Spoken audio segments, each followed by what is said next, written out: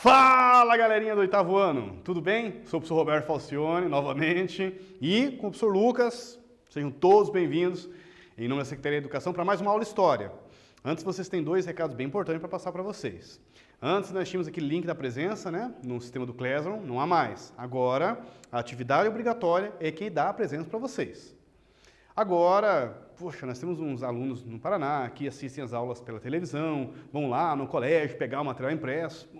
Parabéns, está estudando. Mas quem pode, quem tem condições, quem tem acesso tecnológico, deixar um convite, venha conhecer esse universo digital pedagógico chamado Aula Paraná, uma experiência aí, fica bacana para todos vocês aí, ok? Sem mais delongas, vamos ver se eu acerto agora. Dobre suas mangas.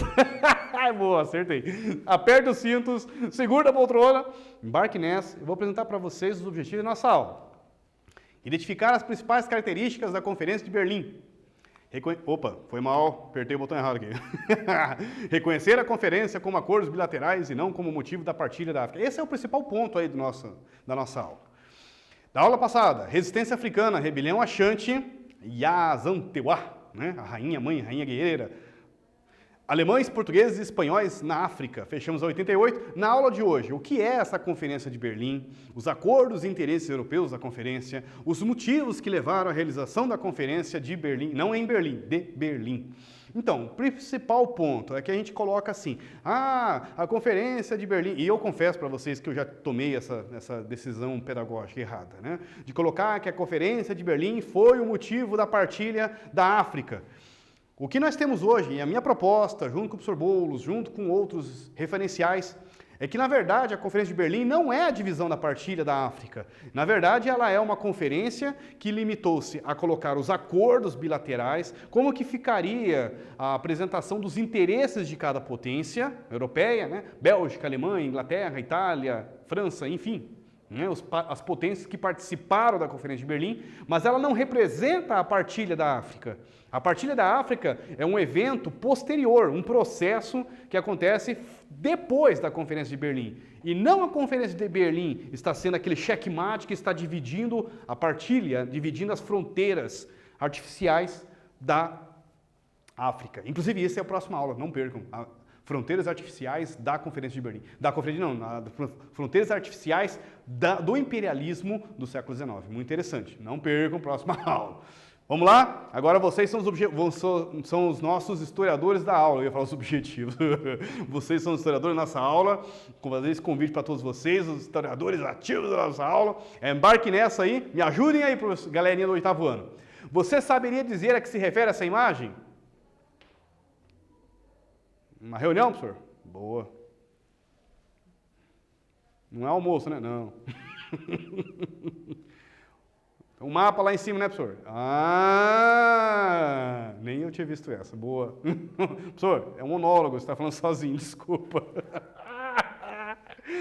Que mapa é aquele lá da parede? Professor, não sei. África? Boa. Muito bem. O que nós temos aqui embaixo? Que representação é essa? Um africano, professor? Se eu estivesse olhando, atento. Então, nós temos uma mesa com europeus decidindo sobre o futuro da África e o africano representado, né, no canto, observando atentamente. Que beleza! Segue o jogo! Conferência de Berlim é o nome dessa imagem. Não, é uma gravura que representa a Conferência de Berlim. Ela se reuniu, onde foi reunida, agora sim, o evento real, as grandes potências europeias, diferentemente de algumas opiniões historiográficas, e essa é a proposta da nossa aula. A Conferência de Berlim não estabeleceu a decisão da partilha, mas sim, ela só apresentou os interesses de cada potência, por exemplo, o famoso absurdo, né, da Bélgica, e como o professor está prometido desde a aula passada, vamos achar, cadê essa Bélgica tão poderosa assim no imperialismo? Cadê esse país que a gente ouve muito pouco, né, no cenário europeu atual e tudo mais?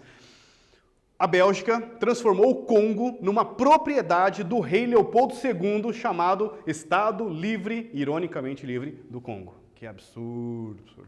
E aí, esse aqui é o Otto von Bismarck, então chamado chanceler de ferro, um dos líderes personagens principais aí da unificação da Alemanha em 1871, e é com ele, inclusive, que a Conferência de Berlim acontece em 1885. Não por acaso fiz questão de apresentá-lo para vocês aí. A corrida imperialista gerou tensões que ameaçavam o equilíbrio de poder entre as potências e a paz na Europa. Eu gosto muito de lembrar uma famosa frase que a gente aprendeu desde a época da faculdade. Tinha um cheirinho de guerra no ar. A Primeira Guerra Mundial já estava dando primeiros exemplos. Olha, tá para acontecer uma guerra. Olha, está para... Então, começam a surgir não somente acordos para tentar amenizar as tensões e as disputas territoriais, como também a Conferência de Berlim, que é um exemplo para tentar apaziguar, para que as potências apresentassem seus interesses, para que se chegassem aos acordos, a pontos de desentendimentos, que esses desentendimentos se tornassem situações que pudessem ser entendidas, né? Desculpe o trocadilho, para que não acontecesse uma guerra, porque estava, como o professor Roberto brincou, cheirinho de guerra no ar. A Europa já estava um barril de pólvora, como já se utiliza nessa expressão, que é a expressão da Primeira Guerra Mundial, e para evitar que aconteça a Primeira Guerra Mundial, que é bem depois, em 1914, surgem essas conferências. Não por acaso surge o Prêmio Nobel da Paz, muito próximo nesse contexto, dentro do contexto do imperialismo, para tentar, enfim, parabenizar, homenagear qualquer tipo de eventos que lembrassem paz, ou que acalmassem os ânimos acirrados por causa do imperialismo. Essa conferência tinha por objetivo combinar regras e condições favoráveis à ocupação da África, mas não representou a partilha da África. Reunidos na Conferência de Berlim, os representantes das potências europeias combinaram. Eu trouxe, não está difícil, não é um bicho de sete cabeças, vocês coloquem na internet aí, Conferência de Berlim, ata da Conferência de Berlim. É um texto gigante. Nele, inclusive, o rei Leopoldo simplesmente chega assim, olha, eu só vou sair daqui faceiro se por acaso a Bélgica for proprietária, se eu me tornar proprietário do Congo. E aí todos assinaram a ata aceitando que Congo, o país, a região do Congo, passava a ser uma propriedade particular do rei Leopoldo II da Bélgica. Vamos lá, olha os interesses imperialistas. Permitir a livre navegação. Que beleza, imagina. Você não paga nenhum tipo de pedágio, pode navegar à vontade nas bacias do rio Congo e Níger, duas importantes vias naturais de penetração no continente. Que beleza. Permitir o livre comércio na bacia do rio Congo. Olha que beleza. A Conferência de Berlim também previa que uma nação europeia só teria direito a um território africano se comunicasse a ocupação às demais europeias, e enviasse uma autoridade capaz de manter a ordem na região, não importa que tipo de violência praticasse para manter a ordem, mas que mantenha a ordem. Que ordem? Do domínio, né? Ordem de acordo com a visão do europeu. Chegar aqui, explorar tuas riquezas, matar elefante para sugar marfim, abrir terras ali para encontrar enfim, diamantes, metais preciosos, se for a região da Núbia, ouro, inclusive, ouro, prata, que mais? Seringueiras, exploração de borracha, látex, e para se manter essa exploração, manter a ordem, eu posso utilizar de força militar, né? Manter a ordem de acordo com a visão europeia. Reconhecer o Estado livre, olha que beleza, do Congo como propriedade particular do rei Leopoldo II da Bélgica. Esse território imenso serviu como um Estado tampão. Que é isso, professor? Separando as demais áreas ocupadas pelos europeus e assegurando a todos os direitos de navegar. Ah, está explicado, professor. Então significa que o que o texto está dizendo, professor? Que se a Bélgica dominasse a região, liberava outros acessos para outras potências ter direito de navegação e comércio na região? Exato. Muito bem. Quem é a Bélgica? Vem aqui. Independente dos Países Baixos de 1836, Países Baixos é a Holanda, viu? Não sei se vocês sabiam. 1830, a Bélgica conta com uma população de 11 milhões de pessoas. Quase o estado do Paraná.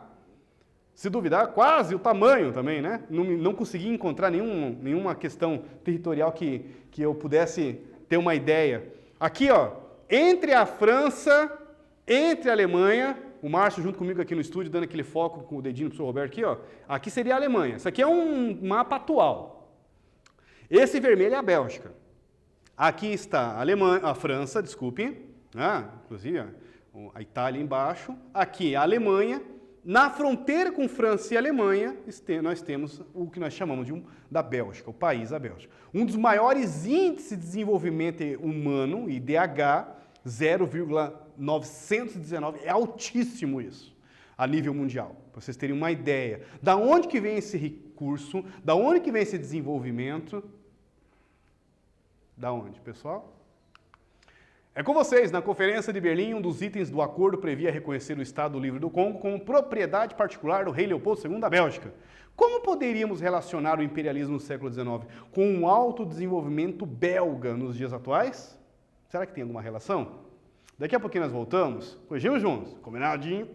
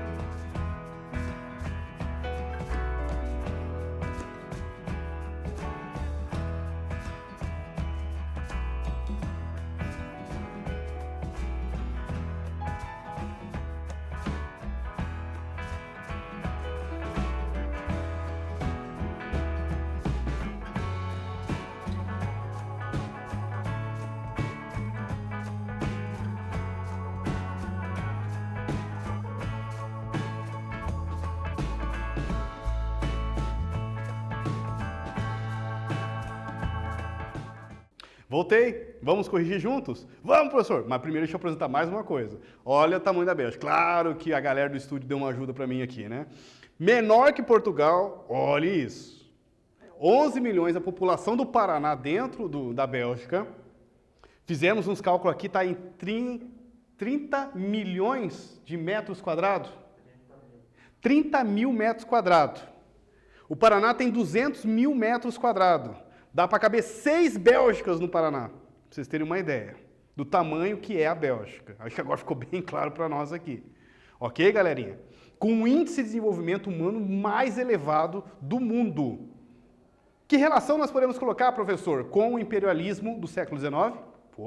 O imperialismo possibilitou aos países europeus desenvolver suas economias, aproveitando, sugando riquezas naturais da África e da Ásia, como novos mercados consumidores, além de explorar suas riquezas, comércio internacional, uso da mão de obra africana barata, exploração de marfim, seringueira. Vocês lembram das aulas passadas, aquela charge de Leopoldo II, o rei da Bélgica, apresentado com cheio das malas, dos sacos de dinheiro, extraído do comércio das seringueiras da região do Congo? Por que será essa região europeia tão rica? 4 motivos da conferência. Vamos para o nosso último tema aqui. Pouco se sabe acerca dos bastidores, mas claro, não temos nenhum registro, ainda não tem nem foi inventado, né? Não foi televisionado, não existia essa tecnologia na época, não foi filmado a Conferência de Berlim. O que nós temos, e eu até comentei com vocês, muito fácil na internet, coloca lá, ata da Conferência de Berlim, dá para se divertir um monte, mais ou menos.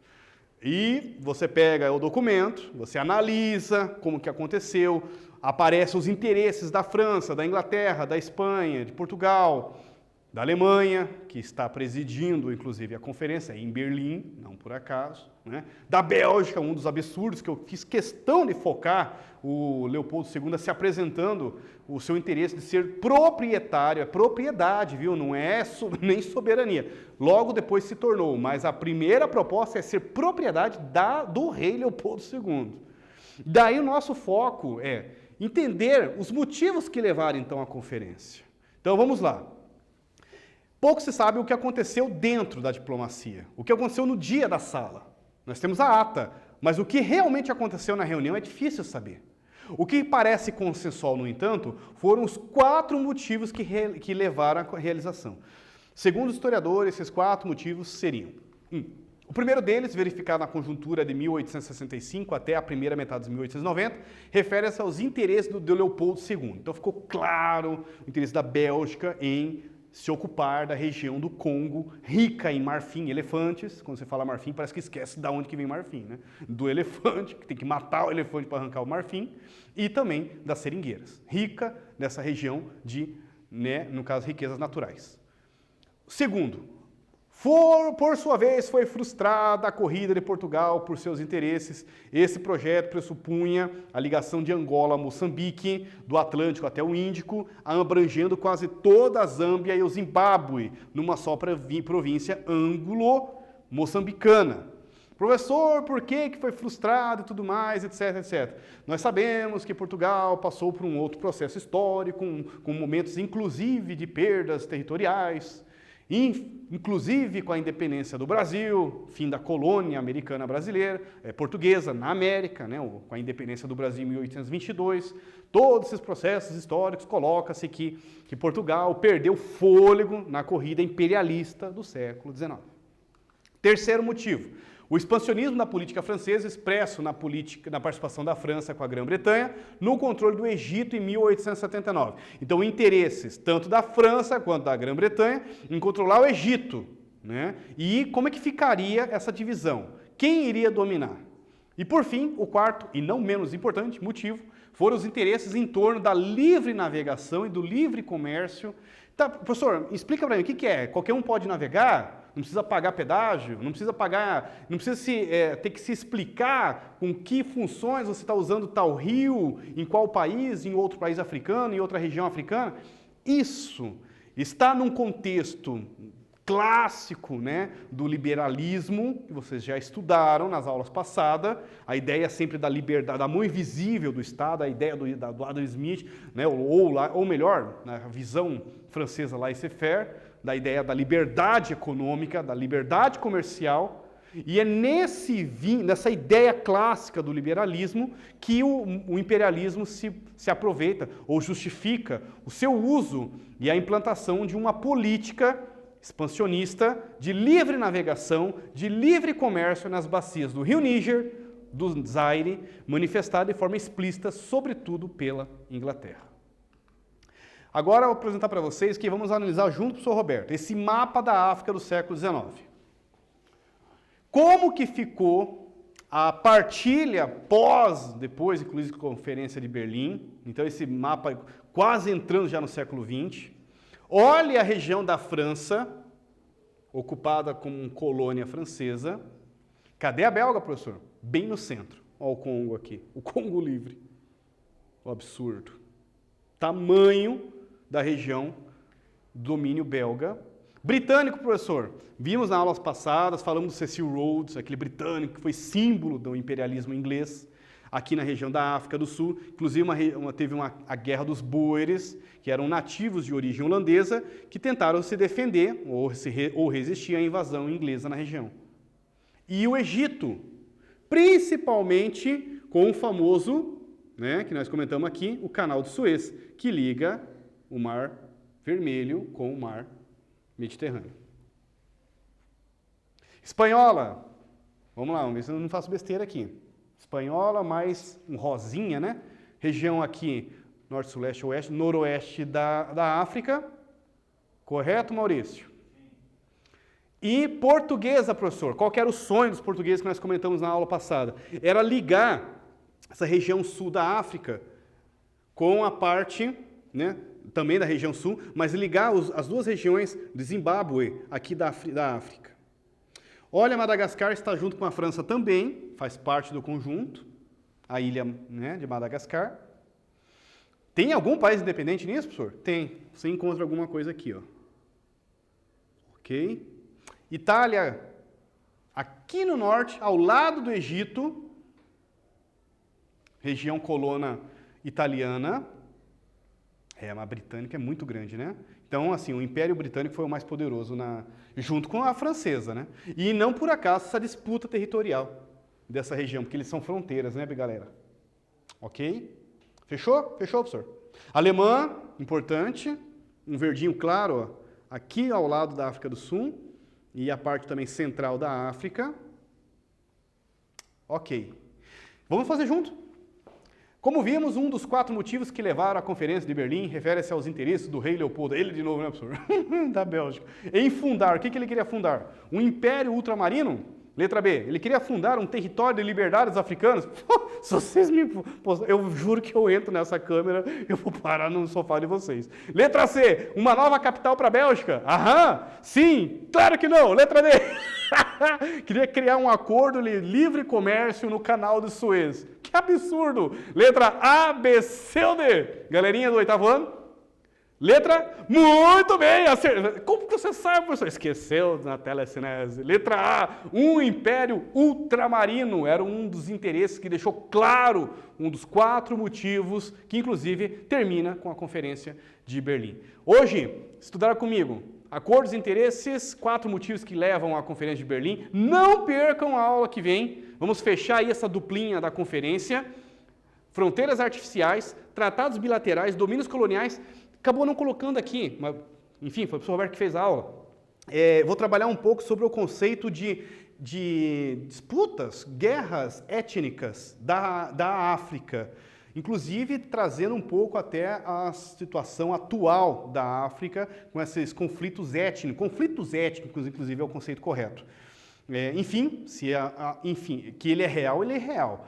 Que ele pode ter uma influência imperialista, mas o tema é muito mais complexo, muito mais difícil de se entender. Não perca a próxima aula, vamos discutir um pouquinho sobre essa questão também étnica na África. Fechamos? Referências?